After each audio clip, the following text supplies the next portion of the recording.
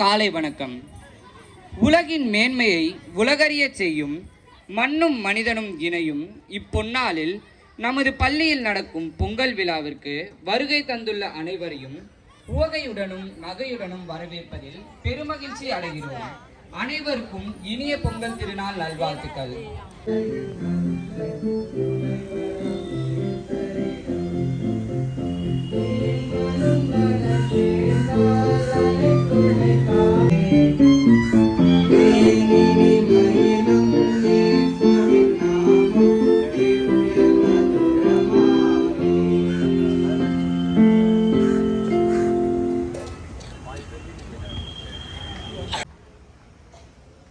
புகையில்லா போகியும் பகையில்லா பொங்கலும் தொய்வற்ற மகிழ்வுடன் தொடரட்டும் வாழ்வில். ஜாதி மதம் மறந்து நல் சமத்துவம் பேணுவோம். பொங்கலும் கரும்பும் போல வாழ்வை இனிப்பாக்குவோம். பொங்கலும் கரும்பும் போல வாழ்வை இனிப்பாக்குவோம். அனைவருக்கும் இனிய பொங்கல் திருவிழா நல்வாழ்த்துக்கள். இவ்விழா சிறப்புற நடைபெற ஆதியும் அந்தமாக இருந்து நல்ல கால சூழ்நிலையை தந்த என் தேவாதி தேவனை வணங்கி என் வரவேற்புரையை தொடங்குகிறேன். இயல்பான இன்முகத்தார், மாணவர் ஆசிரியர் நலனில் அக்கறை கொண்டவர், இறை பணியில் இன்பம் காண்பவர், கல்வி பணியை தன் கடமை என கொண்டவர், நம் பள்ளியின் அகாடமிக் டீன் அருட்தந்தை லூர்துசாமி சூசை ஐயா அவர்களை வருக வருக என வரவேற்கிறேன். அடுத்ததாக தன்னம்பிக்கை என்னும் வேர் கொண்டு முயற்சியை விழுதாக்கி செயலை கிளையாக்கி பயனை கனியாக்கும் மரம் போல் இன்று நம் பள்ளியை மிகச்சிறந்த கனி தரும் மரமாக பெருமையுடன் வழிநடத்தி கொண்டிருக்கும் நம் தலைமை ஆசிரியர் உயர் திரு டிப்சன் ராய் அவர்களை இவ்விழாவிற்கு அனைவரின் சார்பாக வருக வருக என வரவேற்கிறேன். இவ்விழா சிறப்புடன் நடைபெற தூண்களாக இருக்கும் நம் பள்ளியின் உதவி தலைமை ஆசிரியர்கள், ஆசிரியர் பெருமக்கள், அலுவலக பணியாளர்கள் அனைவரையும் வருக வருக என வரவேற்கிறேன். இறுதியாக இந்த வெஸ்லி என்னும் பூஞ்சோலையில் சிறகடிக்கும் செல்வங்கள், என் மாணவ செல்வங்கள், உங்கள் அனைவரையும் இவ்விழாவிற்கு வருக வருக என வரவேற்று என் வரவேற்புரையை நிறைவு செய்கிறேன். நன்றி, வணக்கம். காலை வணக்கம். Good morning. இந்த மகிழ்ச்சியான விழாவிலே நிறைய பேசி உங்களை நான் களைப்படைய விரும்பவில்லை. ஓரிரு வார்த்தைகள் மட்டும். ஏனென்றால் நாம் இதைக்குமே பொங்கல்னா பிடிக்கும் இல்லையா? நல்லா பிடிக்குமா? பொங்கல் சாப்பிட பிடிக்குமா? ஓகே, நான் வீட்டில் செய்தால் மட்டும் வேண்டான்னு சொல்லுவீங்க. ஆனால் பொங்கல் எப்பொழுதுமே அதுக்கென்று ஒரு மதிப்பு இருக்குது. அன்பார்ந்த தலைமை ஆசிரியர் அவர்களே, நம்முடைய உதவி தலைமை ஆசிரியர்கள், ஆசிரியர் பெருமக்கள், பெற்றோர்கள், மாணவ செல்வங்களை மீண்டும் ஒரு முறை உங்களுக்கு இனிய காலை வணக்கத்தோடு ஓரிரு வார்த்தைகள் இந்த மகிழ்ச்சியான விழாவை பற்றி பகிர்ந்து கொள்ள விரும்புகின்றேன். நாம் எல்லோருமே இந்த ஜனவரி மாதம் பிறந்தாலே நாம் எப்பொழுது பொங்கல் விடுமுறை வரும் என்று தான் காத்து கொண்டிருப்போம். என்றால் கிறிஸ்மஸ் விழா நமக்கு பத்தாது, 10 நாளும் சீக்கிரமாக போயிடும். அதனால் நம்ம அடுத்து கொண்டாட வேண்டியது நம்ம பொங்கல் விழா தான். ஆனால் அந்த பொங்கல் விழாவை நாம் வீட்டிலே கொண்டாடுவதை விட பள்ளியிலே கொண்டாடும் பொழுது அதற்கென்று ஒரு தனி சிறப்பு இருக்கின்றது. ஏன்னா நம்முடைய பள்ளி மாணவர்கள், ஆசிரியர்கள், தலைமை ஆசிரியரோடு சேர்ந்து ஒரு விழாவாக கொண்டாடுகின்றோம்.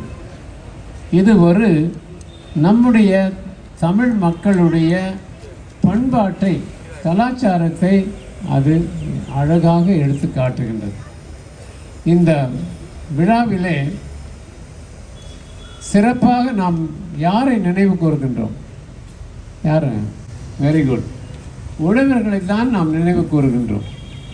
இன்னும் சொல்லப்போனால் உழவர்கள் என்று சொன்னாலே உங்களுக்கு இடுப்பில் ஒரு வேஷ்டி, கழுத்தில் ஒரு துண்டு, இல்லைன்னா தலப்பா, இவ்வளோதான். அப்படி ஒரு உழைப்பாளியாக அவர்கள் காட்சியளிக்கின்றார்கள். ஆனால் அவருடைய உழைப்பை நாம் நினைத்து பார்க்கும் பொழுது அது நம்முடைய வாழ்வாதாரத்திலே இப்பொழுது உழவு தொழில் குறைந்து கொண்டே வருகின்றது. விவசாயம் ஒரு அடையாளமாகத்தான் இருக்கிறது. ஆனால் நம்முடைய நாடும் சரி, தமிழகமும் சரி, நமக்கு அந்த விவசாயம்தான் நமக்கு சோறு போடும். அந்த உழைப்பாளிகளுடைய உழைப்பு குறைந்து கொண்டு வருவதற்கு காரணம் அவர்களுக்கு ஏற்ற ஒரு ஆதரவு, உதவி கிடைப்பது கிடையாது. அரசாங்கத்திலே அவர்களுடைய உழைப்பினுடைய பலனுக்கும் சரியான விலை போவது கிடையாது. இப்படிப்பட்ட ஒரு போராட்டத்திலே அவர்கள் இருக்கின்றார்கள். எத்தனையோ மாதக்கணக்கான போராட்டங்கள் எல்லாம் டெல்லிக்கெல்லாம் போய் சென்று போராடி இருக்கின்றார்கள். கடைசியிலே அவர்களுக்கு பெரிய வெற்றி எதுவுமே கிடைக்கவில்லை. ஆனால் நாம் மாணவ செல்வங்களாகிய நீங்கள் இந்த உழவர்களை நன்றியோடு நினைத்து பார்க்க வேண்டும். ஏனென்றால் என்னதான் இருந்தாலும் நம்முடைய தமிழர்கள் அரிசி சோறு சாப்பிடும் பொழுதுதான், நிலத்தில் விளைந்த பொருட்களை எடுத்து சாப்பிடும் பொழுதுதான் நம்முடைய வாழ்க்கை, நம்முடைய உணவு, நம்முடைய சந்தோஷம், மன நிறைவு, ஏன் வயிறு நிறைஞ்சிருச்சுன்னு சொல்கிறது எல்லாமே அந்த விளைச்சலில் தான் இருக்கின்றது, அந்த உழைப்பில் தான் இருக்கின்றது. ஆஃபீஸில் வேலை செய்யலாம், சம்பளம் வாங்கலாம், ஆனால் அது நமக்கு சோறு கொடுக்காது.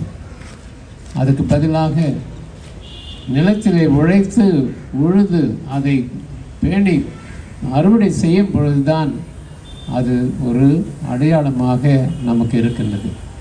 இந்த நிகழ்வை நாம் கொண்டாடுகின்றோம். இதற்கு காரணமாக இருக்கின்ற உழவர் பெருமக்களையும், ஏன் அவர்களோடு சேர்ந்து உழைக்கின்ற அந்த காளை மாடுகளையும் நாம் நினைவு கூறுகின்றோம். அந்த நினைவு மட்டும் போதாது, அவர்களை எங்கு நினைத்தாலும் எங்கு பார்த்தாலும் நாம் மரியாதையோடு நன்றியோடு பார்க்க வேண்டும். அவர்களுக்கு நம்மை போல நல்ல ட்ரெஸ்லாம் பண்ணுறது கிடையாது. ஏன்னா அவங்க சேற்றில் வேலை செய்கின்றவர்கள், அதனால் அவர்கள் அப்படி தான் இருப்பார்கள். ஆனால் அந்த உழைப்பில் தான் நமக்கு எல்லாமே கிடைக்கின்றது. இதை நான் திருப்பி சொல்வதற்கு காரணம் அந்த ஒற்றுமையையும் கூட்டு மனப்பான்மையையும் ஒரு நட்புறவையும் இந்த விழா நமக்கு கொடுக்கின்றது. அதனால் பொங்கல் விழா நன்றியின் விழாவாகவும் நட்பின் விழாவாகவும் உழைப்பாளிகளை நன்றியோடு நினைக்கின்ற விழாவாகவும் இதை நாம் கொண்டாடுவோம். பள்ளியிலே இந்த அருமையான விழாவை தயாரித்திருக்கின்ற நம்முடைய தலைமை ஆசிரியர் பெருமக்களை பாராட்டுகின்றேன். 4 நாள் லீவு வந்துருச்சு நண்பா. ஜாலியா இருக்கலாம்டா. நல்லா தூங்கலாம், தியேட்டர்ல போய் படம் பார்க்கலாம், டிவில புது புது படமா போடுவாங்க, மொபைல்ல கேம் விளையாடலாம், நல்லா சாப்பிடலாம். அப்புறம் என்னடா இழுக்குற? இல்லடா, திரும்ப ஸ்கூல் வரும்போது வயிற்று வலி கால் வலி வரும்டா. அப்ப லீவு போட வேண்டியதாண்டா. நீ தாண்டா என் நண்பன். நண்பர்களே, இதுதான் பொங்கல் நினைச்சீங்களா? இல்ல, வெயிட் பண்ணி பாருங்க.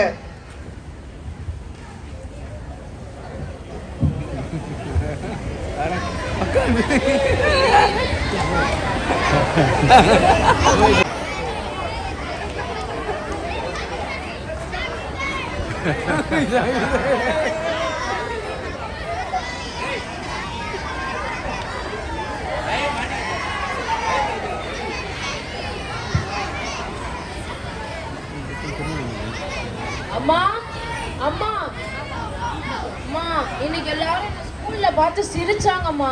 ஏனா? அம்மா, இன்னைக்கு எங்க ஸ்கூல்ல வந்து எங்க மிஸ் பொங்கல்னா என்னன்னு கேட்டாங்க என்கிட்ட. அதுக்கு நீ என்ன சொன்ன?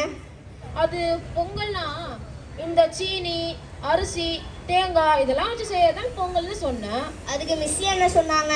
எல்லாரும் ஒன்னா சேர்ந்து சிரிக்க தான் செஞ்சாங்க. நீ சொன்னதை கேட்டு நான் கூட தான் சிரிக்கிறேன். ஏய், சிரிக்காத அம்மா. அப்படின்னா பொங்கல்னா என்னன்னு என்கிட்ட கொஞ்சம் சொல்றீங்களாம்மா? வருத்தப்படாத செல்லும், நான் சொல்றேன். பொங்கல் கொஞ்ச நாள் வரைக்கும் தான் போகி. போகியை பத்தி அப்பா கிட்ட கேட்டு தெரிஞ்சுக்கோ. என்னங்க கொஞ்சம் போகியை பத்தி சொல்லுங்க.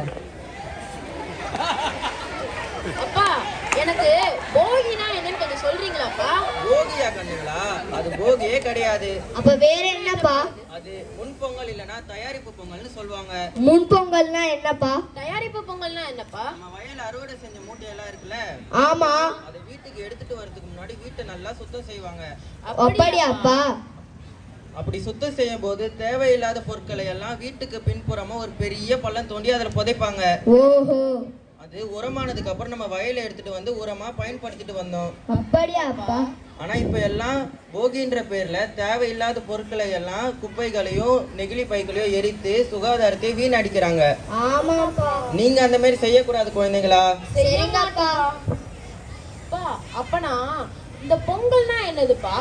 எனக்கு வெளியே கொஞ்சம் வேலை இருக்குப்பா, நம்ம மாமா கிட்ட கேட்டு தெரிஞ்சுக்கிறீங்களா? சரிங்கப்பா. சரிங்கப்பா.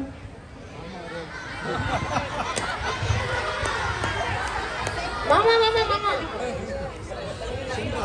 மாமா, என் செல்ல மாமா, என் தங்க மாமா. மாமா எனக்கு பொங்கல்னா என்னன்னு கொஞ்சம் சொல்றியா மாமா? பொங்கல் தானடா, சொல்லிட்டா போச்சு. தை திங்கள் முதல் நாள் கொண்டாடுறதுதான் பொங்கல். இந்த பொங்கல் அப்படின்றது தமிழர்களோட ஒரு திருவிழாடா. இது தமிழர்களுடைய நன்றி குணத்தையும் கலாச்சாரத்தையும் பண்பாட்டையும் சொல்ற ஒரு திருவிழா. இந்த நாள் அன்னைக்கு நம்ம வெண்பொங்கல், சக்கரை பொங்கல் போன்ற பொங்கலை சூரியனுக்கு படைச்சு நம்ம நன்றி குணத்தை சொல்லுவோம்டா. ஓஹோ. அப்படியா மாமா? ஆமாடா, இந்த நாள் நம்ம எல்லாரும் நம்ம உறவினர்களோட சந்தோஷமா இருக்கணும்பா. அப்படியா மாமா? மாமா, மாட்டு பொங்கல்னா என்ன மாமா? மாட்டு பொங்கல் தானப்பா. உழவர்களுக்கு முக்கியமே மாடுதான். மாடு இல்லைன்னா உழவு செய்ய முடியுமா? முடியாது. அதனால மாடுகள் இருந்து நமக்கு நிறைய பால், தயிர் போன்ற நிறைய விஷயங்கள்லாம் கிடைக்குது இல்லையா? ஆமா. அதனால மாட்டு பொங்கல் அன்னைக்கு மாடுகளை குளிக்க வச்சு அது கொம்புகளுக்கு வண்ணம் தீட்டி, அது மட்டும் இல்லாம அதுக்கு உணவும் ஊட்டி அதுக்கு நம்மளோட நன்றி குணத்தை சொல்றோம்ப்பா.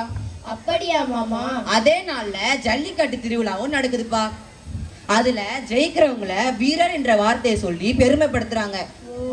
உங்ககிட்ட ஒரு கேள்வி கேட்கிட்டா? கேளுங்க. சென்னை இதுல எத்தனை இடத்துல இருக்கு? முதல் இடத்துல இருக்கு. சரியா சொன்னீங்க மாமா. அப்பனா இந்த காணும் பொங்கல்னா என்ன மாமா? எனக்கு கொஞ்சம் வயல்ல வேலை இருக்குப்பா. உங்க சின்ன மாமா வந்துட்டு இருக்காருல்ல, அவர்கிட்ட கேட்டு தெரிஞ்சுக்கிறீங்களா? சரிங்க மாமா. ஏய், மாமா வந்துட்டாரு. மாமா, எனக்கு இந்த காணும் பொங்கல்னா என்னன்னு கொஞ்சம் சொல்றீங்களா மாமா? காணும் பொங்கலா? வாப்பா சொல்றேன். காணும் பொங்கல்னா உறவினர்கள்லாம் ஒன்றாக கூடி மகிழ்ச்சியாக இருக்கும் தருணம்டா காணும் பொங்கல். அப்படியா மாமா? ஆமாம், காணும் பொங்கல் அன்று மக்கள் எல்லாம் ஒன்றாக கூடி உறவினர்கள் வீட்டுக்கு சென்று துணிமணிகள், தின்பண்டங்கள் வாங்கி கொண்டு சென்று மகிழ்ச்சியாக உணவு உண்டு விட்டு வருவார்கள். அப்படியா மாமா? ஆமாம், பெரியவர்கள் எல்லாம் சிறியவர்களுக்கு பணத்தை பரிசாக வழங்குவார்கள். அப்ப எங்களுக்கு? இருங்க இருங்க தரேன். ரொம்ப நன்றி மாமா. அது மட்டும் இல்லாமல் இந்நாளை திருவள்ளுவர் தினம் என்றும் கொண்டாடப்படுகிறது. ஓஹோ. திருவள்ளுவர் யார் என்று தெரியுமா உங்களுக்கு? தெரியும் தெரியும். அப்படி என்றால் ஒரு திருக்குறள் சொல்லு பாப்போம். தீனால் சுட்ட பொன் உள்ளாரும் மாறாதே, நாவினால் சுட்டவடு. அருமையாக சொன்னாய் மாமா. அப்பனா பொங்கல்னா அவ்வளவுதானா? இல்லை, சமத்துவ பொங்கல் என்று நம் ஊரில் கொண்டாடப்படும். மாமா, அப்பனா அந்த சமத்துவ பொங்கலை பத்தி கொஞ்சம் சொல்றீங்களா? வா, நான் சொல்கிறேன், வாங்க பாப்போம். சரிங்க மாமா.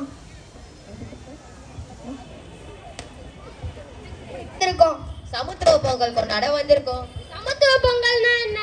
ஜாதி, மதம், இனம் இந்த எந்த வேறுபாடும் இல்லாமல் கொண்டாடுவதுதான் சமத்துவ பொங்கல். இந்த சமத்துவ பொங்கலை கொண்டாட ஊரே திரண்டு வந்திருக்கு. இது ரொம்ப சந்தோஷமாக இருக்கு. இந்த தருணம் மகிழ்ச்சியா இருக்கு. எல்லாரும் குடும்பமா வந்திருக்கோம். அடுத்த தலைமுறைகளோட வந்திருக்கோம். குழந்தைகளோட வந்திருக்கோம். இதை விட மகிழ்ச்சியான சமத்துவ பொங்கல் உண்டா? பொங்கல் என்றாலே மகிழ்ச்சியும் நன்றியும் தான்.